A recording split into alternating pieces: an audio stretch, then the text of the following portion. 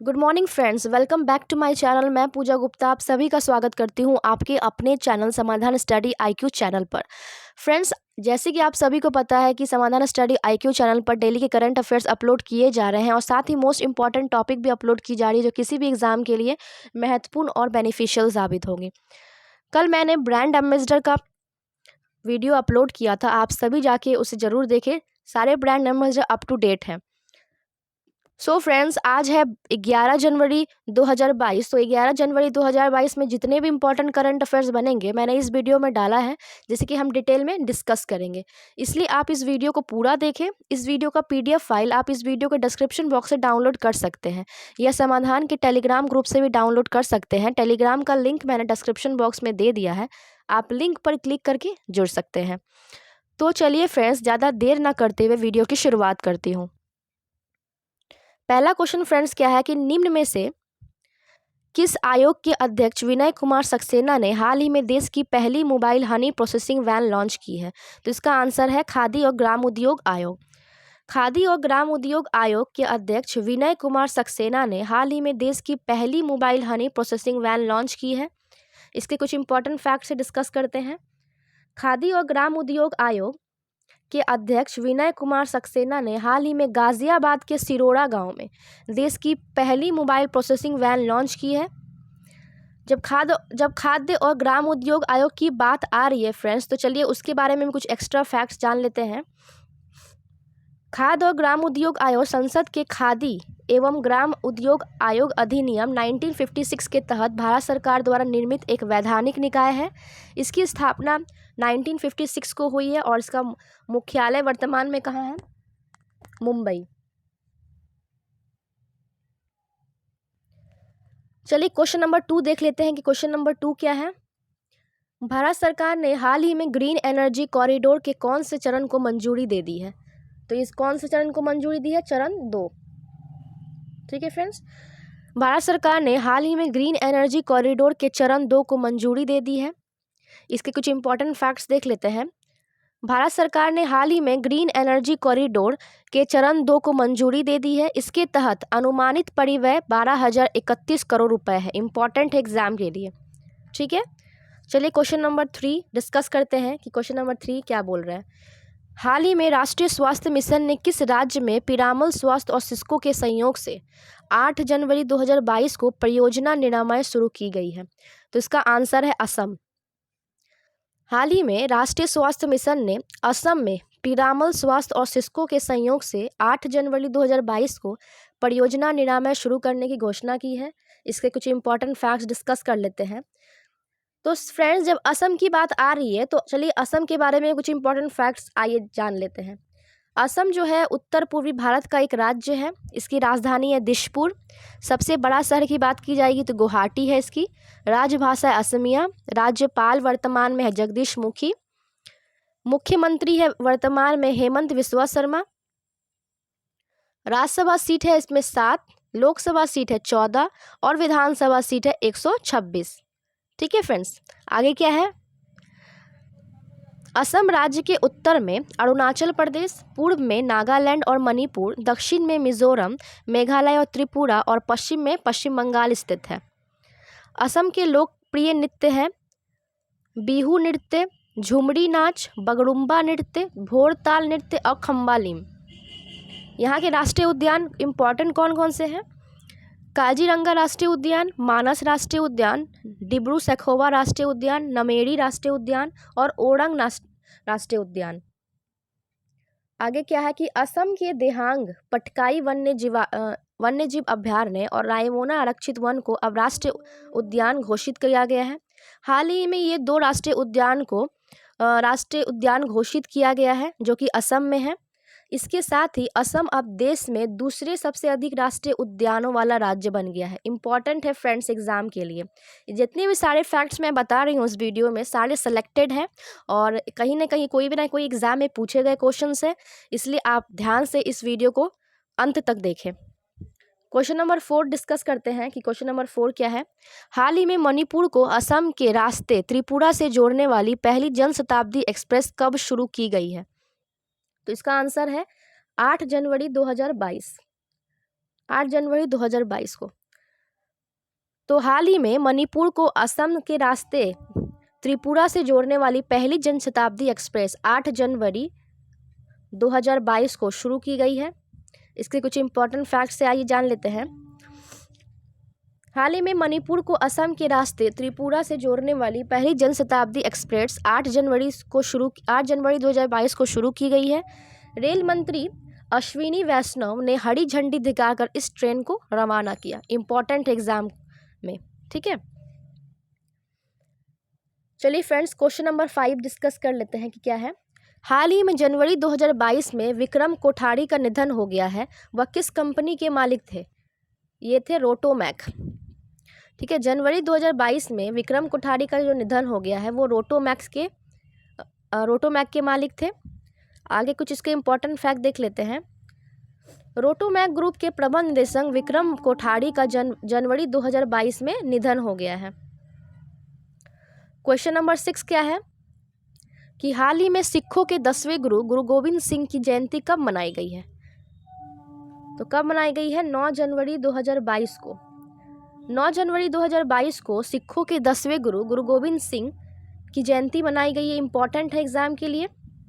Exam में पूछे जाएगा कि सिखों के 10वें गुरु गुरु गोविंद सिंह की जयंती कब मनाई गई है? तो 9 जनवरी 2022 को। इसके कुछ इंपॉर्टेंट फैक्ट्स डिस्कस कर लेते हैं। हाल ही में सिखों के 10वें गुरु गुरु गोविंद सिंह जयंती 9 जनवरी 2022 को मनाएगी। सिख समुदाय के लोग इस दिन को प्रकाश पर्व के रूप में मनाते हैं। इंपॉर्टेंट है ये भी। गुरु गोविंद सिंह सिख गुरु के 10वें गुरु थे। इन्होंने ही बैसाखी के दिन खालसा पंथ की स्थापना भी की थी। आगे क्या है, गुरु गोविंद सिंह का जन्म पूछा जाएगा तो 1666 को हुई है पटना में। पाउल प्रणाली की शुरुआत गुरु गोविंद सिंह ने ही की है। और इनकी मृत्यु की बात की जाए तो इनकी मृत्यु 1708 में नांदेड़ नामक स्थान पर हुई है फ्रेंड्स। ठीक है, आगे क्या है, भारत में 9 जनवरी को प्रवासी भारतीय दिवस के रूप में भी मनाया जाता है। ये भी इंपॉर्टेंट क्वेश्चन है फ्रेंड्स। 9 जनवरी को प्रवासी भारतीय दिवस भी मनाया जाता है। और यह दिवस जो है 9 जनवरी 1915 को महात्मा गांधी जी के दक्षिण अफ्रीका से भारत लौटने की याद में मनाया जाता है। ठीक है, इंपॉर्टेंट है क्वेश्चन सारे। क्वेश्चन नंबर 7 क्या है, हाल ही में किस अंतरिक्ष एजेंसी ने 8 जनवरी 2022 को विश्व का सबसे शक्तिशाली टेलीस्कोप को अंतरिक्ष में तैनात किया है? तो इसका आंसर है नासा। नासा ने 8 जनवरी 2022 को विश्व का सबसे शक्तिशाली टेलीस्कोप को अंतरिक्ष में तैनात किया है। इसके कुछ इंपॉर्टेंट फैक्ट्स आइए जान लेते हैं। हाल ही में नासा ने 8 जनवरी 2022 को विश्व का सबसे शक्तिशाली टेलीस्कोप को अंतरिक्ष में तैनात किया है। नासा का यह टेलीस्कोप विश्व का सबसे शक्तिशाली स्पेस टेलीस्कोप है जो ब्रह्मांड की खोज में अभूतपूर्व योगदान देने वाला है। ये दोनों जो फैक्ट मैंने बताए, दोनों ही फैक्ट सिलेक्टेड है। जब नासा की बात आ रही है फ्रेंड्स, तो चलिए नासा के बारे में कुछ एक्स्ट्रा फैक्ट्स जान लेते हैं कि नासा का फुल फॉर्म है national aeronautics and space administration. इसके मुख्यालय है वाशिंगटन DC। अमेरिका कांग्रेस द्वारा 19 जुलाई 1958 के दिन एक कानून पास किया गया जिसके तहत नासा की स्थापना हुई। इंपॉर्टेंट है एग्जाम के लिए। और भी बहुत सारी एजेंसियां हैं, चलिए उसके बारे में भी डिस्कस कर लेते हैं। नासा है अमेरिका की सरकारी अंतरिक्ष एजेंसी।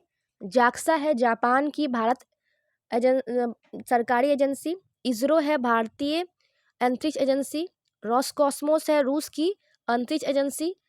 CNSA चीन की अंतरिक्ष एजेंसी। सुपार्को है पाकिस्तान की अंतरिक्ष एजेंसी। इंपॉर्टेंट है सारे एजेंसी है जितनी बताई हैं। चलिए क्वेश्चन नंबर 8 क्या है देख लेते हैं। गांधी जी के हत्यारे the making of Nathuram Godse and is idea of India नामक पुस्तक के लेखक कौन है? इसके लेखक है धीरेन्द्र के झा। गांधी के हत्यारे the making of Nathuram Godse and his idea of India नामक पुस्तक किसने लिखी है? धीरेन्द्र के झा। इसके कुछ इंपॉर्टेंट फैक्ट्स देख लेते हैं। गांधी के हत्यारे the making of Nathuram Godse and is idea of India नामक पुस्तक धीरेन्द्र झा ने लिखी है। तो फ्रेंड्स, जब यहाँ महात्मा गांधी की बातें, महात्मा गांधी की कुछ इम्पोर्टेंट फैक्ट्स है वो भी डिस्कस कर लेते हैं। चलिए देख लेते हैं क्या है। महात्मा गांधी का जन्म 2 अक्टूबर 1869 में हुआ है और इस दिन अंतर्राष्ट्रीय अहिंसा दिवस के रूप में विश्व भर में मनाया जाता है। महात्मा गांधी का पूरा नाम है मोहनदास करमचंद गांधी। इन्हें क्या कहा जाता है? भारत का राष्ट्रपिता कहा जाता है। इन्हें जो है भारत का राष्ट्रपिता कहा जाता है। पिता का नाम है करमचंद गांधी और माता का नाम है पुतलीबाई। गांधी जी के निजी सचिव थे मेघनाथ देसाई। इन्होंने सत्याग्रह का पहला प्रयोग दक्षिण अफ्रीका में किया था। ठीक है, और भारत में बोला जाएगा कि सत्याग्रह का पहला प्रयोग कहाँ किया गया था? चंपारण में। गांधी जी दक्षिण अफ्रीका 1893 सेठ अब्दुल्ला नामक व्यापारी के केस लड़ने गए थे। इन्होंने दक्षिण अफ्रीका में इंडियन ओपिनियन नामक पत्रिका का प्रकाशन भी किया था। ठीक है, आगे फैक्ट्स क्या है? गांधी जी से मिलने के लिए दक्षिण अफ्रीका उनके राजनीतिक गुरु गोपाल कृष्ण गोखले गए थे। साबरमती आश्रम की स्थापना 1915 में गांधी जी के द्वारा ही किया गया था। राष्ट्रीय स्तर पर सत्याग्रह का पहला प्रयोग कौन सा था? रॉलैक्ट सत्याग्रह। ठीक है, 1918 में इन्होंने अहमदाबाद टेक्सटाइल लेबर एसोसिएशन की भी स्थापना की। एकमात्र कांग्रेस अधिवेशन की अध्यक्षता, जिसे बेलगांव अधिवेशन कहा जाता है, 1924 में हुआ है। ये गांधी जी के द्वारा ही किया गया है। ठीक है, दांडी यात्रा की शुरुआत कब हुई है? 12 मार्च 1930 में और 30 जनवरी 1948 में गांधी जी को नाथूराम गोडसे द्वारा गोली मारकर हत्या कर दी। जितने फ्रेंड्स मैंने इंपॉर्टेंट फैक्ट्स बताया गांधी जी के बारे में, सारे इंपॉर्टेंट्स है। एक सेपरेट वीडियो में आप सभी के लिए लेके आऊँगी। गांधी जी, खास करके गांधी जी के जितने भी इंपॉर्टेंट फैक्ट्स हैं उनसे संबंधित सारे फैक्ट्स एक वीडियो में मैं लेके आऊँगी। क्वेश्चन नंबर 9 क्या है देख लेते हैं। किस देश के वैज्ञानिकों ने फैक्ट्री रोबोट बनाया जो दिमाग पढ़ सकता है? इसका आंसर है चीन। चीन देश के वैज्ञानिकों ने फैक्ट्री रोबोट बनाया है जो दिमाग पढ़ सकता है। चीन के वैज्ञानिकों ने फैक्ट्री रोबोट बनाया जो दिमाग पढ़ सकता है। तो चीन की जब बात आ रही है तो फ्रेंड्स चलिए चीन के बारे में कुछ एक्स्ट्रा फैक्ट्स देख लेते हैं। चीन की राजधानी है बीजिंग। सबसे बड़ा शहर है शंघाई। राष्ट्रपति है शी जिनपिंग। प्रधानमंत्री है ली कचियांग। क्षेत्रफल की दृष्टिकोण से चीन तीसरे स्थान पर आता है फ्रेंड्स, और अगर जनसंख्या के दृष्टिकोण में बोला जाए तो चीन प्रथम स्थान पर आता है। एशिया में विश्व की सर्वाधिक जनसंख्या वाला देश भी चीन है। विश्व का सर्वाधिक मछली पकड़ने वाला देश भी चीन है। चीन में लगी सबसे लंबी सीमा वाला राज्य है लद्दाख। इंपॉर्टेंट है। भारत और चीन सीमा के बीच की रेखा का नाम मैकमोहन रेखा है, जो 1914 में इसकी स्थापना हुई है। चीन के खिलाफ भारत की भूमि सीमा पर कौन से सुरक्षा बल तैनात रहता है? भारत तिब्बत सीमा पुलिस, जिसको IDPP कहते हैं, और विशेष सीमा बल, ये दोनों ही तैनात रहते हैं। ठीक है, भारत चीन का एक घातक युद्ध कब हुआ था? 1962 में। ठीक है फ्रेंड्स, जितने भी चीन के इंपॉर्टेंट फैक्ट्स मैंने बताए सारे इंपॉर्टेंट और एग्जाम के लिए भी बेनिफिशियल है। चलिए क्वेश्चन नंबर 2, इस वीडियो का अंतिम क्वेश्चन क्या है देख लेते हैं कि विश्व हिंदी दिवस कब मनाया जाता है? तो 10 जनवरी को विश्व हिंदी दिवस मनाया जाता है। इसके कुछ इंपॉर्टेंट फैक्ट्स देख लेते हैं। 10 जनवरी को विश्व हिंदी दिवस के रूप में मनाया जाता है। पूर्व प्रधानमंत्री डॉक्टर मनमोहन सिंह ने हिंदी के प्रचार प्रसार के लिए 2006 में प्रति वर्ष 10 जनवरी को हिंदी दिवस मनाने की घोषणा की थी। विश्व में हिंदी का विकास करने और एक अंतर्राष्ट्रीय भाषा के तौर पर इसे प्रसारित करने के उद्देश्य से विश्व हिंदी दिवस की शुरुआत की गई। इंपॉर्टेंट है एग्जाम के लिए। चलिए फ्रेंड्स, जनवरी में जितने भी इम्पोर्टेंट डेट्स है चलिए वो डेट्स भी डिस्कस कर लेते हैं। 1 जनवरी को ग्लोबल फैमिली डे मनाया जाता है। 6 जनवरी को वर्ल्ड वार ऑर्फेन डे मनाया जाता है। 9 जनवरी को प्रवासी भारतीय दिवस मनाया जाता है और गुरु गोविंद सिंह की जयंती भी मनाई गई है। 10 जनवरी को विश्व हास्य दिवस और विश्व हिंदी दिवस भी मनाया जाता है। 11 जनवरी को नेशनल रोड सेफ्टी दिवस, रोड सेफ्टी वीक। 12 जनवरी को नेशनल यूथ डे, राष्ट्रीय युवा दिवस और अंतर्राष्ट्रीय युवा दिवस 12 अगस्त। 15 जनवरी को आर्मी डे, सेना दिवस। 19 जनवरी को नेशनल इम्यूनाइजेशन डे। 24 जनवरी को नेशनल गर्ल चाइल्ड डे। 25 जनवरी को नेशनल वोटर्स डे और नेशनल टूरिज्म डे। 26 जनवरी को रिपब्लिक डे और 30 जनवरी को वर्ल्ड लेप्रोसी डे। और इस दिन महात्मा गांधी की हत्या भी हुई थी नाथूराम गोडसे के द्वारा 30 जनवरी 1948 में। ठीक है फ्रेंड्स, तो फ्रेंड्स इस वीडियो की समाप्ति होती है। फ्रेंड्स मैं रोज़ एक क्वेश्चन आप सभी को देती हूँ, जो पिछले वीडियो के कुछ क्वेश्चंस होते हैं जो कि इम्पॉर्टेंट है, वो सारे क्वेश्चंस का आंसर आप कमेंट बॉक्स में ज़रूर लिखा करें। इससे क्या है, पीछे के जितने भी क्वेश्चंस हैं आपको रिवीजन होते चले जाएगा। तो कल का क्वेश्चन मैंने क्या दिया था कि हाल ही में लॉन्च पुस्तक ममता बियॉन्ड 2021 नामक पुस्तक के लेखक कौन है? तो इसका आंसर है जयंत घोषाल। तो हाल ही में लॉन्च पुस्तक ममता बियॉन्ड 2021 नामक पुस्तक के लेखक है जयंत घोषाल। और होमवर्क में आज का क्वेश्चन क्या है देख लेते हैं कि हाल ही में किसने बहाने छोड़ो टैक्स बचाओ अभियान चलाया है? इसका आंसर फ्रेंड्स आपको कमेंट बॉक्स में देना है। आप ज़रूर दें और अपनी तैयारी में खुद फर्क देखिए। तो चलिए फ्रेंड्स इस वीडियो में इतना ही। फ्रेंड्स अगर ये वीडियो आपको अच्छा और हेल्पफुल लगा तो फ्रेंड्स आप इस वीडियो को लाइक, शेयर और सब्सक्राइब ज़रूर करें और प्लीज़ कमेंट करके ज़रूर बताएं, जिससे कि मुझे आप सभी के लिए अच्छे से अच्छे कंटेंट लाने में मोटिवेशन मिलेगी। फ्रेंड्स आप इस वीडियो को ज़्यादा से ज़्यादा शेयर करें, जिससे कि यह वीडियो का फ़ायदा सभी उठा पाएँ। तो ये रहा आज का करंट अफेयर्स का डोज। मैं डेली करंट अफेयर्स इसी तरह लेते आऊँगी और साथ ही फ्री PDF भी दूँगी, जिससे कि आप अच्छे से पढ़ पाएँ। फ्रेंड्स जो भी वीडियो मैं बनाती हूँ यूट्यूब में, उसका टेस्ट रोज़ सुबह टेलीग्राम ग्रुप में होता है। सुबह 8 बजे उसका PDF दिया जाता है टेलीग्राम चैनल में।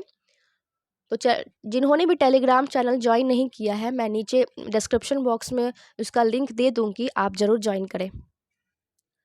फ्रेंड्स अगर आपने अभी तक हमारे चैनल को सब्सक्राइब नहीं किया है तो प्लीज़ सब्सक्राइब ज़रूर करें और साथ ही उसके बगल में बेल आइकन ज़रूर दबाएं, जिससे कि जितने भी इम्पॉर्टेंट नोटिफिकेशन हो आपको सबसे पहले मिले।